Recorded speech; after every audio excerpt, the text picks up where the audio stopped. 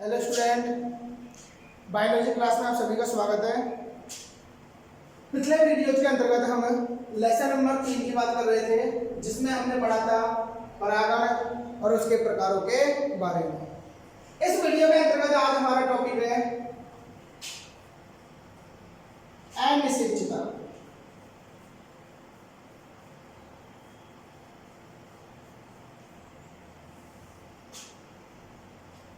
इसे कहते हैं इनकॉम्पेटिबिलिटी।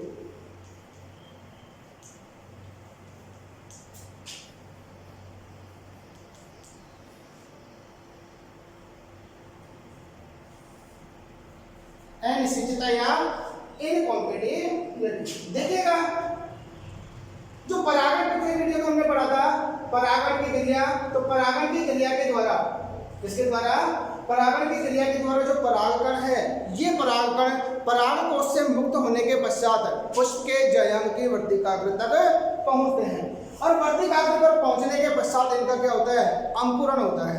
क्या होता है? अंकुरण होता है। अब ये जो परागकण है, ये परागकण यदि स्वजाति का होगा तो इसका अंकुरण होगा, और अंकुरण के पश्चात परागनली का निर्माण होगा, और यह परागनली जो नर युग्मक है, उन नर युग्मकों को लेकर अंडाशय तक पहुंचती है, और अंडाशय तक पहुंचने के पश्चात यह बीजाणु में प्रवेश करके उन नर युग्मकों को जो भ्रूण कोश है, उस भ्रूण कोश में स्वतंत्र कर देती है। तो हम यहाँ देखते हैं अनिश्चितता के बारे में। यदि हम इसकी परिभाषा देखें तो अनिश्चितता की परिभाषा है जब पूर्णतया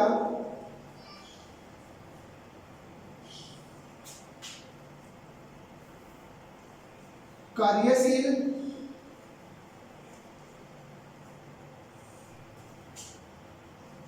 जननक्षम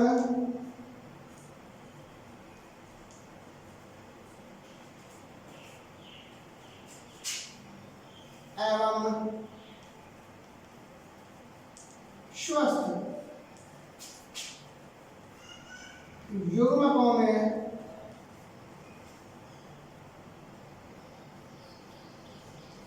निषेचन नहीं होता है।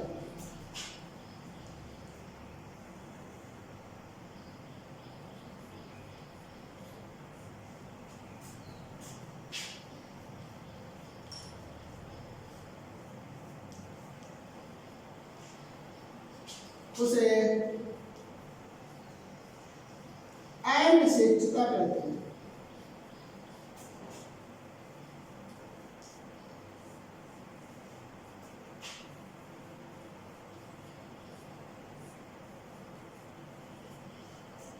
तथा इस प्रकार के युग्मक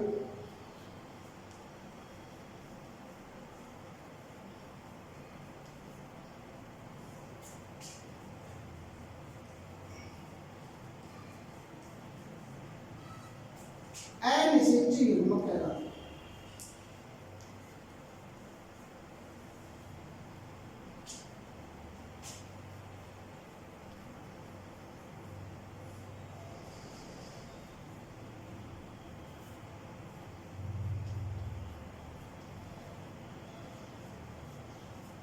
देखो, अनिश्चितता की परिभाषा हो जाएगी जब पूर्णतया कार्यशील युग्मक कैसे हैं? पूर्णतया कार्यशील है, जननक्षम है, एवं युग्मक कैसे हैं? स्वस्थ। तो जब पूर्णतया कार्यशील, जननक्षम एवं स्वस्थ युग्मकों में निषेचन नहीं होता है तो उसे क्या कहते हैं? अनिश्चितता कहते हैं। तथा इस प्रकार के कार्यशील, जननक्षम और स्वस्थ युग्मक जिनमें निषेचन नहीं होता, उन युग्मकों को कहा जाता है अनिश्चित युग्मक। क्या कहते हैं उनको? अनिश्चित युग्मक कहते हैं। क्योंकि जब निषेचन होता है तो जो युग्मक है, उन युग्मकों का कार्यशील होना आवश्यक है, जननक्षम होना आवश्यक है, और उनका स्वस्थ होना आवश्यक है, तभी युग्मक जो है आपस में संलयित होते हैं, अर्थात निषेचन कर पाते हैं। लेकिन यहाँ पर कंडीशन ऐसी आ जाती है कि जब युग्मक जो है वो कार्यशील भी है, जननक्षम भी है और स्वस्थ भी है, लेकिन फिर भी उनके मध्य निषेचन की क्रिया नहीं हो पाती है, तो ये जो घटना है या स्थिति है, उस स्थिति को कहते हैं हम अनिश्चितता या इनकॉम्पेटिबिलिटी। और इस प्रकार के जो युग्मक को कहलाते हैं अनिश्चित युग्मक। अब अनिश्चितता का कारण क्या है? तो जो अनिश्चितता है, यह अनिश्चितता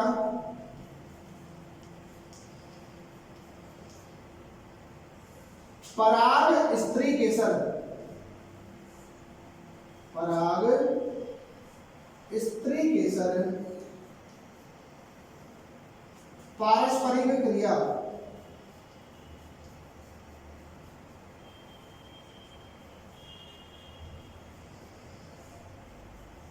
के फलस्वरूप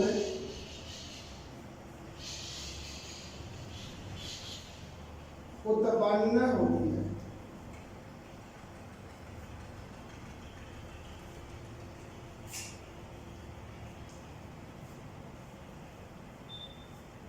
अनिश्चितता जो है किसके फलस्वरूप उत्पन्न होती है? पराग स्त्री केसर पारस्परिक क्रिया के फलस्वरूप। क्योंकि जो परागकण है, ये परागकण परागण क्रिया के द्वारा पुष्प के जयंती वर्तिकाग्र पर पहुंचता है। कहां पहुंचता है? पुष्प के जयंती वर्तिकाग्र पर। तो उस परागकण और जो स्त्री केसर है, उन दोनों के मध्य क्या होती है? पारस्परिक क्रिया होती है। और इसी पारस्परिक क्रिया के फलस्वरूप किसका प्रादुर्भाव होता है? अनिश्चितता का। कि जो परागकण है, ये परागकण जो है वो आगे इसका अंकुरण होगा या नहीं होगा, वो इस पराग स्त्री केसर पारस्परिक क्रिया के फलस्वरूप डिटरमाइन होता है, अर्थात निर्धारित होता है। अब हम बात करें कि पराग स्त्री केसर पारस्परिक क्रिया कहते किसे हैं? तो पराग स्त्री केसर पारस्परिक क्रिया जो है वो परागण से लेकर, इससे परागण से लेकर, अर्थात जो परागकण है, इस परागकण का किस पर? वर्तिकाग्र पर अंकुरण। परागण होगा, उसे परागण के द्वारा जो परागण है वर्तिकाग्र पर पहुंचेगा और वर्तिकाग्र पर इसका क्या होगा?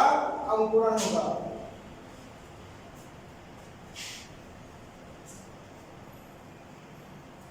तो परागकण का वर्तिकाग्र पर अंकुरण से लेकर जो पराग नली है, इस पराग नली के बीजांड में प्रवेश, बीजांड में प्रवेश तक की समस्त घटनाएं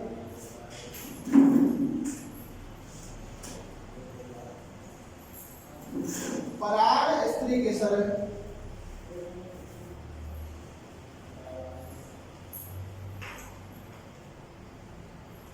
पारस्परिक क्रिया कहलाती है।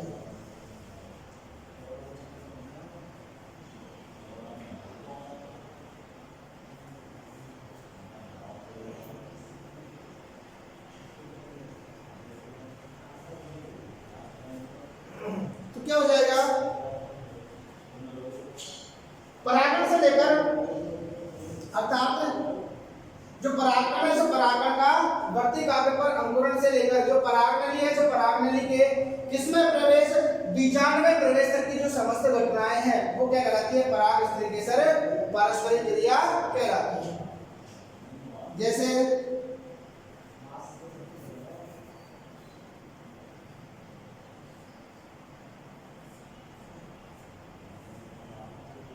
ये परागकण है, ये परागण क्रिया के द्वारा कहाँ आया? वर्तिकाग्र पर। कहाँ आया? वर्तिकाग्र पर। और वर्तिकाग्र पर आने के पश्चात ये जो परागकण है, इसे वर्तिकाग्र की कोशिकाओं से रेजिन, लिपिड, बोरोन, जल इत्यादि ग्रहण कर लेता है। ग्रहण करने के पश्चात इसका अंकुरण होता है और अंकुरण के द्वारा पराग नलिका का निर्माण होता है। इसका निर्माण होता है पराग नलिका। ये जो पराग नलिका है, इस वर्तिका से होती हुई अंडाशय में प्रवेश करती है और अंडाशय में क्या लगे होते हैं? बीजांड। अलग होते हैं बीजाणु। तो यह जो पराग नली है कहाँ प्रवेश करेगी? बीजाणु में। तो वर्तिकाग्र पर परागकणों के अंकुरण से लेकर जो पराग नलिका है, इस पराग नलिका के इस बीजांड में प्रवेश करने तक की जो समस्त घटनाएं हैं, ये समस्त घटनाएं क्या कहलाती है? पराग स्त्रीकेसर पारस्परिक क्रिया कहलाती है।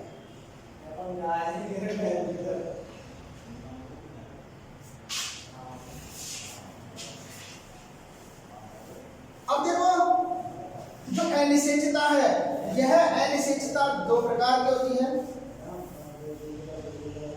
यानी कि अनिश्चितता के प्रकार।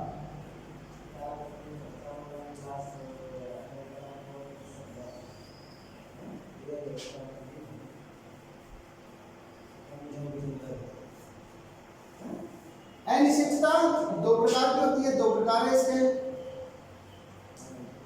पहला प्रकार है अंतरा प्रजाति है,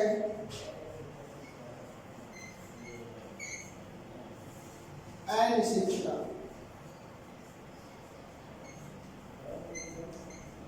अंतरा प्रजाति है अनिश्चित, यानी इंटर स्पेसिफिक इनकॉम्पेटिबिलिटी। देखो अंतरा जातीय का मतलब दो अलग अलग जातियों में। तो यहाँ पर जो स्व अनिश्चितता उत्पन्न होगी वो एक ही वंश की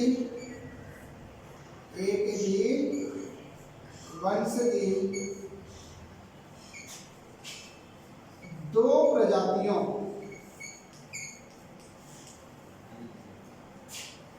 के पादपों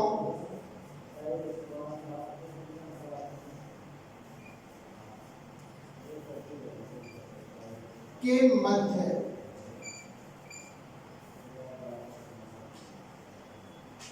उत्पन्न होती है। तो देखो एक ही वंश की दो प्रजातियों के मध्य, एक वंश का इनका एक ही है लेकिन प्रजाति क्या है? अलग अलग है। तो एक ही वंश की दो प्रजाति के पादपों के मध्य जो उत्पन्न अनिश्चितता है वो क्या कहलाती है? अंतरा प्रजाति है अनिश्चितता कहलाती है। जैसे बात करें हम फॉर एग्जाम्पल, जैसे ब्रेसिका कैम्पेस्ट्रिस,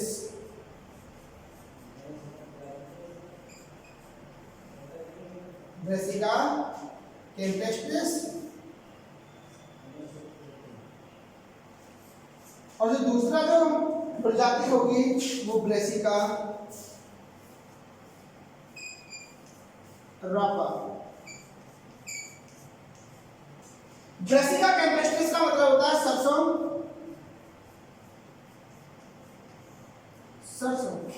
और ब्रेसिका रापा का अर्थ होता है शलजम। ये किसका बॉटनिकल नेम है? शलजम का।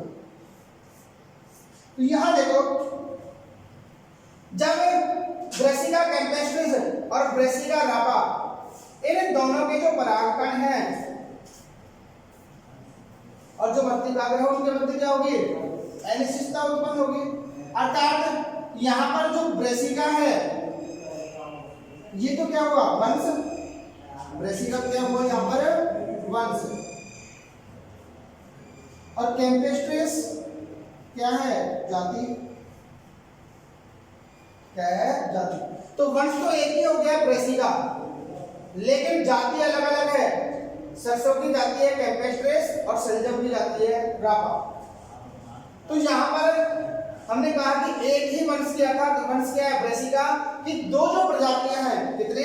दो प्रजाति के पादपों के मध्य, तो एक तो हो गया क्या? सरसों, दूसरा हो गया शलजम। इन दोनों पादपों के मध्य जो उत्पन्न अनिश्चितता है वो कहलाती है अंतरा प्रजाति है अनिश्चितता।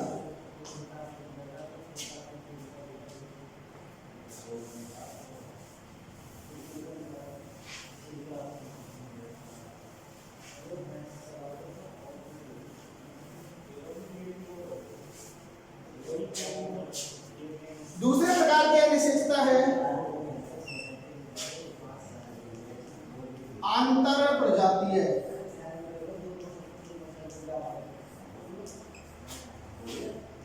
अनिश्चितता, अर्थात इंट्रा स्पेसिफिक इनकॉम्पेटिबिलिटी। देखो आंतर प्रजातीय, आंतर का अर्थ होता है इंट्रा, और इंट्रा का मतलब एक ही प्रजाति के दो पादपों के मध्य। तो इस प्रकार की जो अनिश्चितता है वो एक ही प्रजाति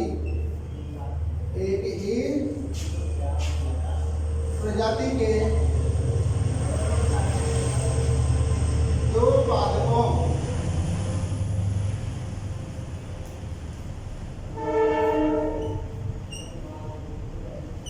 के मध्य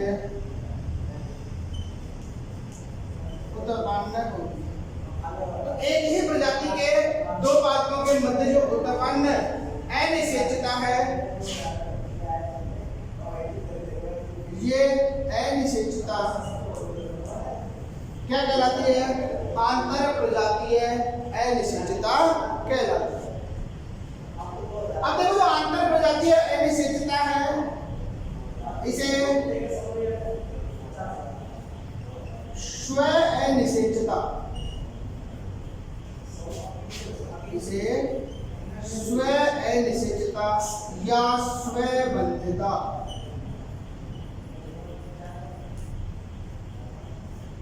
स्वबंधितता कहते हैं। देखो तो यहां पर जो आंतर प्रजातीय अनिश्चितता है, इस आंतर प्रजातीय अनिश्चितता के अंतर्गत एक ही प्रजाति के जो दो अलग अलग पादप हैं, क्या है? दो अलग अलग पादप है, पादप ए और पादप बी, दोनों समान जाति के हैं। तो पादप ए के जो परागकण हैं, ये पादप बी की वर्तिकाग्र पर पहुंचते हैं। कहां पहुंचते हैं? वर्तिकाग्र। तो पादप ए के परागकण जब पादप बी की वर्तिकाग्र पर पहुंचते हैं तो इन परागकणों का अंकुरण नहीं होता है, जिसके फलस्वरूप निषेचन संभव नहीं हो पाता है। तो ये इस प्रकार जो उत्पन्न अनिश्चितता है वो कहलाती है आंतर प्रजातीय अनिश्चितता। तो ये थे दोनों अनिश्चितता के प्रकार। अब देखो जो स्व अनिश्चितता या अंतर प्रजातीय अनिश्चितता है, वो जो परागकण है उसके आधार पर दो प्रकार की होती है, आंतर प्रजातीय या स्व अनिश्चितता, स्व अनिश्चितता,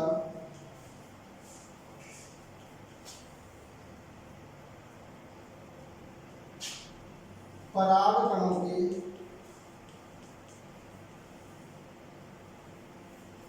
अनुरूपता के आधार पर।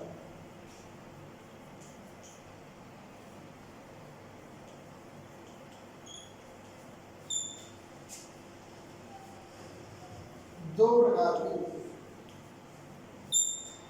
तो स्व अनिश्चितता है उसके कितने प्रकार हो गए? दो प्रकार हो गए।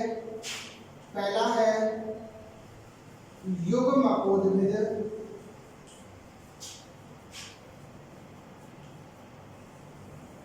स्व अनिश्चितता।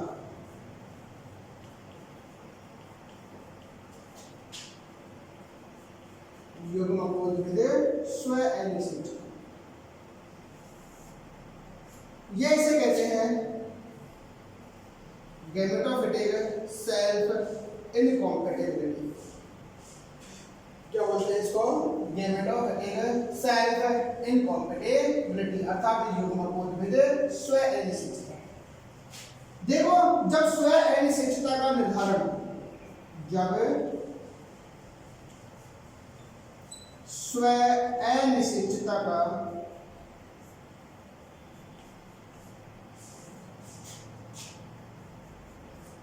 निर्धारण एवं नियंत्रण,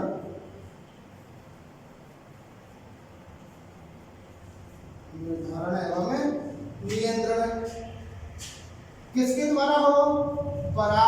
करके, क्योंकि परागकण कैसे होते हैं, अगुणित। कैसे होते हैं परागकण, अगुणित, इसलिए यहाँ पर शब्द आया है युग्मकोद्भिद। तो जब स्व अनिश्चितता का निर्धारण एवं नियंत्रण परागकण के जीन प्रारूप द्वारा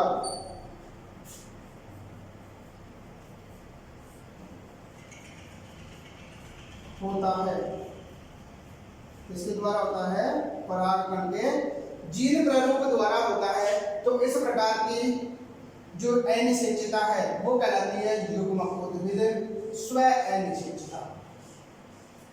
फॉर एग्जाम्पल, जैसे इस प्रकार की जो अनिश्चितता है वो लिलिएसी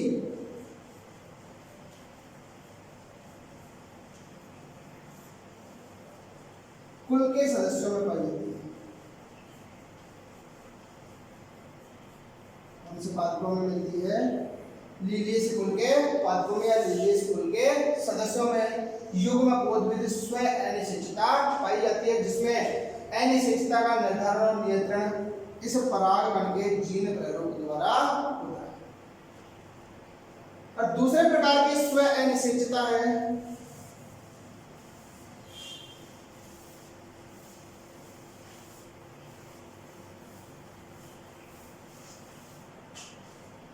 सेकंड है बीजाणुत्भिद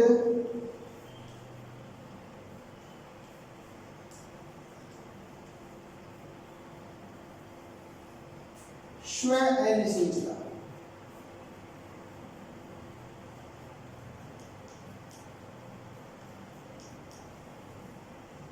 इसको बोलते हैं स्पोरोफिटिक सेल्फ इनकॉम्पैटिबिलिटी, SSI।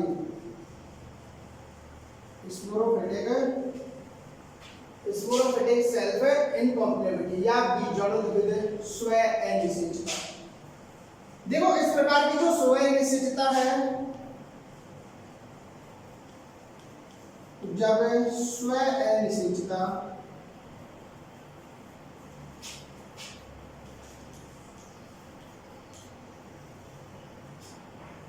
का निर्धारण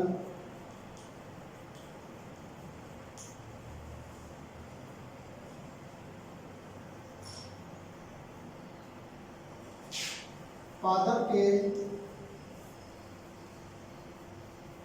बीजाणुत्भिद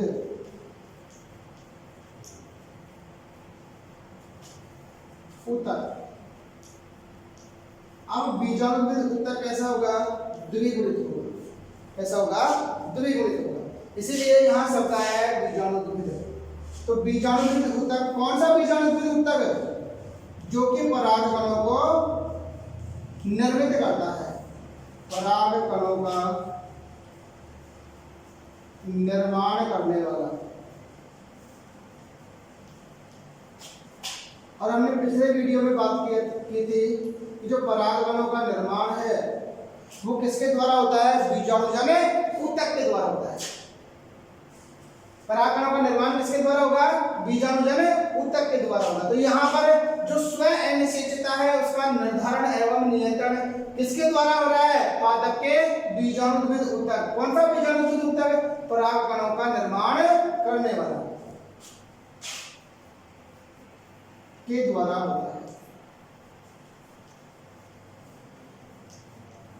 तो इस प्रकार की जो स्व अनिश्चितता वो कहलाती है बीजाणुत्भिद स्व अनिश्चितता।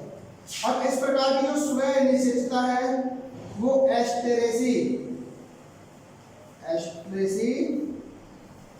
कुल के सदस्यों में पाई जाती है।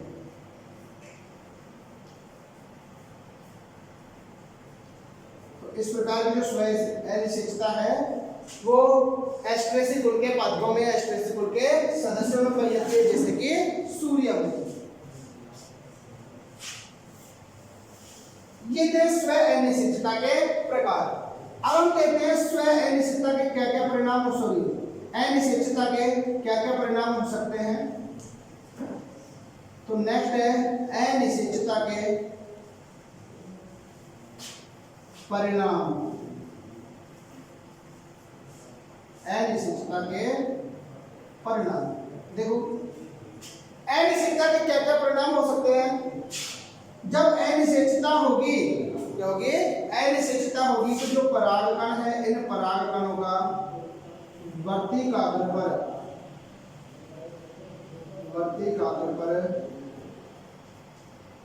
परागकणों का अंकुरण नहीं होगा।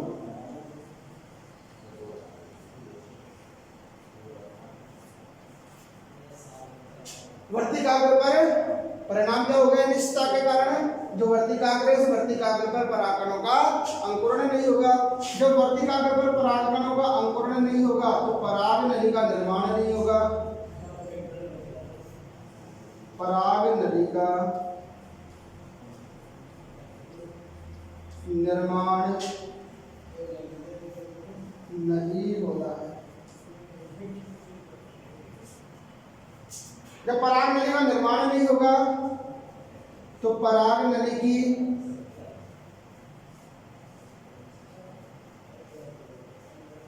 वर्तिका में वृद्धि नहीं होगी।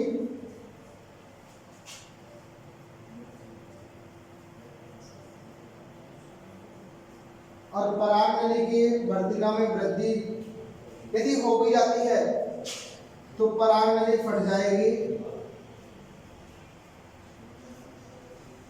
अंकुरण हो गया पहला और पराग नली की वर्तिका में वृद्धि हो गई तो आगे जाकर पराग नली फट जाएगी। तो अनिश्चितता के परिणाम स्वरूप जो पराग नली है वो फट जाती है। जब पराग नली फट जाएगी या पराग नली की वर्तिका में वृद्धि नहीं होगी तो जो पराग नली है उसका बीजांड में प्रवेश नहीं होगा।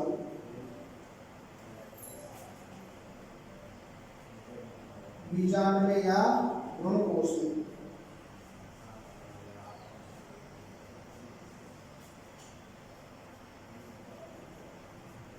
भ्रूणकोश में प्रवेश नहीं होगा। तो अनिश्चितता के परिणाम स्वरूप जो पराग नली है इस पराग नली का बीजांड में या भ्रूणकोश में प्रवेश नहीं होगा। और जब भ्रूणकोश में प्रवेश नहीं होगा तो निषेचन भी नहीं होगा। तो निषेचता के परिणाम स्वरूप निषेचन भी नहीं होगा। और यही हमने परिभाषा में बताया था कि जब पूर्णतया कार्यशील है जननक्षम है और स्वस्थ जो युग्मक है उन स्वस्थ युग्मकों में निषेचन नहीं हो पाना क्या कहलाता है, अनिश्चितता कहलाता है। तो ये था अनिश्चितता के परिणाम।